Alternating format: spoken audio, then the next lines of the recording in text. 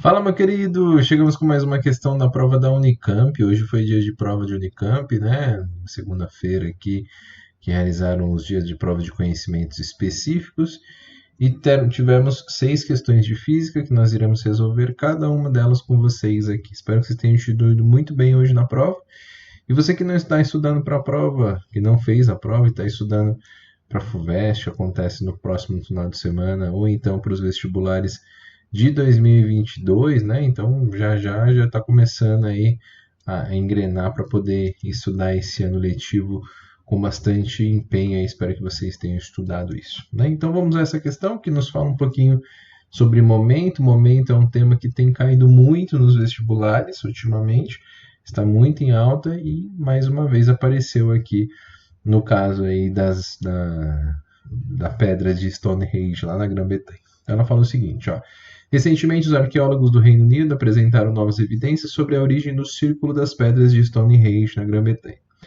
Testes geoquímicos indicam que a maioria dos monumentos megalíticos compartilham uma origem comum a cerca de 25 quilômetros de distância, enquanto as pedras azuis menores podem ter sido trazidas de um outro monumento que foi desmontado e movido 280 quilômetros. Então ele está contando aqui para a gente, por enquanto nada muito importante aí para o enunciado, para a resolução dos itens, né? Mas já começa a dar algumas dicas daquilo que será cobrado, né? Então ele fala assim: observe o conjunto de pedras mostrado na figura A. Considere que a pedra na horizontal está em equilíbrio estático. Bom, beleza, ó. Então na figura A pedra horizontal, essa pedrinha aqui, está em equilíbrio estático. Ela está sustentada pelas duas pedras verticais de mesma altura. Isso é muito importante. Eu vou até grifar essa parte aqui, ó. Elas têm a mesma altura. Isso me revela o seguinte, que como elas estão muito bem encaixadas aqui, estão na mesma altura, e elas estão na mesma extremidade, né? Não na mesma extremidade, cada uma em uma extremidade, mas elas estão na mesma distância da extremidade final. Ou seja, elas estão fechando aqui as pedras, né? Isso significa para a gente que não tem um lado preferencial.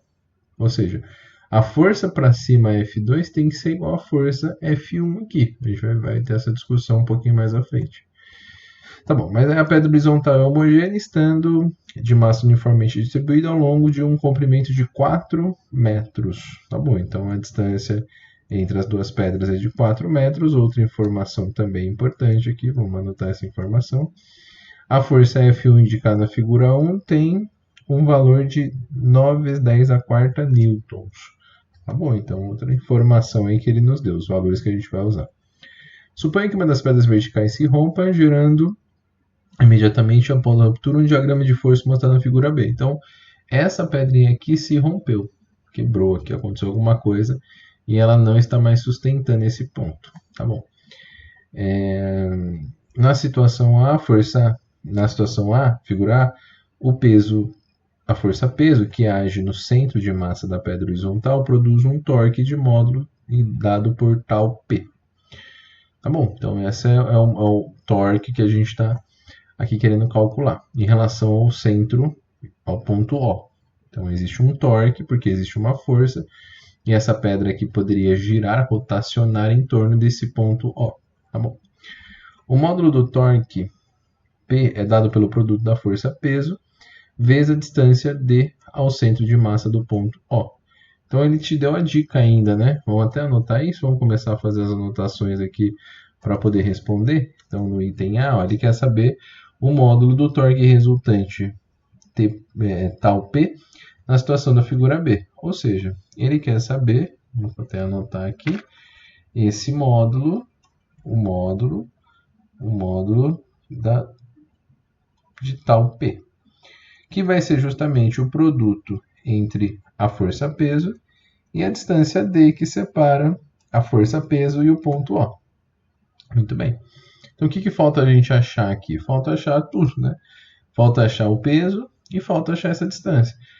Bom, vamos começar a falar do peso. Primeiro, ó, o peso aqui, como eu disse para você, a força F1 e a força F2, elas devem ser iguais, porque as alturas das pedras verticais são iguais e elas estão apoiadas. Aqui não tem um lado preferencial. Aqui vai ser mais vai ter mais força porque ela está do lado esquerdo. Não tem muito sentido isso, elas têm a mesma força. Então eu posso garantir para você que a força peso ela vai ser dada pelas forças de F1 mais a força F2.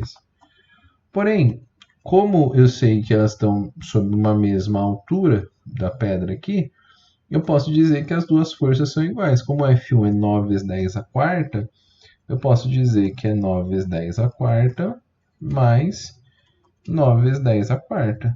Ou seja, eu posso garantir para você que a força-peso ela vale 18 vezes 10 elevado à quarta newtons.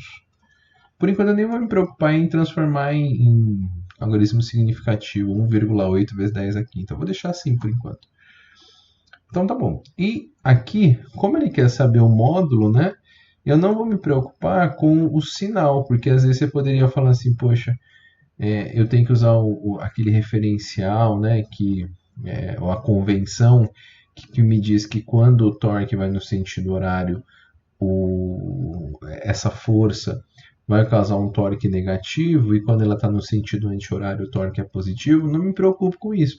Por quê? Porque ele quer saber em módulo. Se acessa bem em módulo, pouco importa o sinal. Então vai ficar 18 vezes 10 a quarta newtons, que é o valor da força peso aqui, vezes a distância d. Só que veja, essa distância d aqui que é colocado, ele fala para gente que é onde está aqui? Produz um torque em relação ao ponto O. Essa distância é exatamente no ponto do peso, que é justamente no centro de massa. E essa distância no centro de massa aqui dele, onde é aplicada a força-peso, ela é exatamente a metade do tamanho da barra horizontal. Ou seja, se L é 4, o centro de massa dessa barra deve ser 2. Esse tamanho aqui, esse D, né, deve ser de 2 metros, uma vez que o tamanho da barra vale 4 metros. Portanto, essa distância vale 2. Consequentemente, o torque aqui, o módulo, né, o módulo do torque da força-peso, ele vale 36 vezes 10 a quarta. Ou, se você preferir, 3,6 vezes 10 a quinta newton vezes metro. E assim a gente chega na primeira resposta, né? A primeira resposta que estávamos procurando era sobre o torque resultante da força-peso em relação ao ponto O, aqui, né? Como eu achei que a força-peso vale 18 vezes 10 a quarta e essa distância aqui vale 2 metros, eu descubro que esse torque vale 36 vezes 10 a quarta, ou se você preferir usar aqui os algarismos significativos, 3,6 vezes 10 a quinta. Muito bem. Agora, o item B, ele fala um pouquinho diferente, né? Primeiro falamos de torque, agora vamos falar sobre trabalho. Então ele fala o seguinte: o mistério que permanece sobre o monumento de Stonehenge diz respeito de modo que as pedras tão pesadas teriam sido deslocadas percorrendo grandes distâncias. Para ilustrar tal desafio, calcule o trabalho que deve ser realizado por uma força horizontal aplicada a uma pedra de massa bem grande, né? São 1,8 vezes 10 a quarta quilogramas, então é coisa, hein? Para arrastá-la com velocidade constante. Olha que informação também muito importante. Se a pedra vai ser arrastada, olha o que a gente tem que imaginar aqui. A gente tem que falar o seguinte, ó. A gente tem que dizer que se eu estou arrastando essa força com velocidade constante, eu estou aplicando uma força F aqui, e aqui eu tenho uma força contrária, uma força de atrito. Vou marcar aqui, ó, a força de atrito, e aqui a força F. Logo, como aqui a velocidade é constante, a força F é igual à força de atrito. Legal? Como ele não me disse qual o valor dessa força, eu já consigo descobrir, eu consigo calcular o trabalho dessa força calculando o trabalho da força de atrito. Então veja, aqui como isso aqui está com velocidade constante, eu posso dizer que o trabalho da força F ele vai ser igual aqui em módulo, né? Aqui ele pergunta, vou colocar o trabalho da força F é igual o módulo do trabalho da força de atrito, uma vez que cada um vai para um lado, né? Então cada um vai ter o seu sentido, o seu sinal invertido. Então nesse caso aqui, o trabalho da... Porque o que eu vou ter que fazer? Trabalho é força vezes deslocamento vezes cosseno. Como ele não me disse o valor dessa força, mas ele me deu o coeficiente de atrito, veja essas informações aqui, ó. O coeficiente de atrito me deu a massa e me deu a distância, é muito mais coerente eu fazer que o trabalho da força F é igual ao trabalho da força de atrito e usar aqui a força de atrito vezes o deslocamento vezes o cosseno de θ.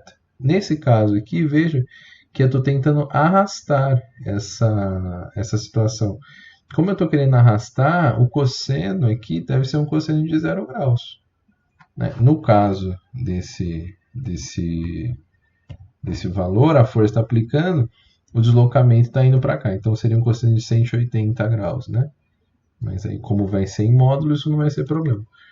Então, quando a gente quiser colocar já podemos colocar até o trabalho da força F, que é o que a gente está procurando. É em módulo igual a força de atrito, que é μ, vezes a normal, vezes o deslocamento, vezes o cosseno de 180, que vale menos 1. Vamos substituir aqui tudo, ó. Isso vai ficar igual ao módulo. O μ vale 0,6. Tá? Vezes a normal aqui a gente não colocou, mas vai colocar aqui agora. Ó. A normal é igual ao peso. Então, isso daqui é o peso e essa daqui é a força normal. Força normal aqui para cima. Então, eu posso dizer que essa normal é igual ao peso, que é a massa de 1,8 vezes 10 elevado à quarta, que é a massa vezes a gravidade, que é 10. Lembrar que peso é massa vezes gravidade, né? Vezes o deslocamento dele, que vai ser 20 km, ou seja, 20 vezes 10 à terceira, vezes aqui menos 1. Tudo isso, deixa eu puxar um pouquinho para cá, para ver se a gente consegue colocar aqui, que ficou meio feio esse menos 1 aqui, né? Vezes aqui o menos 1. Menos 1. E tudo isso é em módulo, né? Só para a gente identificar que o trabalho dessa força vai ser igual ao trabalho da força de atrito, e esse trabalho aqui em módulo vai se tornar positivo. Então, o trabalho da força F, aqui, se você fizer 0,6 vezes 1,8 vezes 10 vezes 20, tudo isso a gente chegou no cálculo de 2,16 vezes 10 elevado a 9 em módulo. Né? Isso ia dar negativo, mas como aqui está em módulo, isso aqui o sinal vai eliminar. E aqui você tem que fazer ainda, ele quer que você calcule isso aqui em kWh. Aí, como eu sei que a resposta desse trabalho tem que ser dada em joules, eu vou ter que converter isso daqui para kWh. Então, eu vou ter que fazer uma conversão. Essa conversão eu vou ter que dividir. Aqui é só você dividir esse valor por 3,610 a sexta. E esse trabalho aqui, da força F, o módulo desse trabalho, né?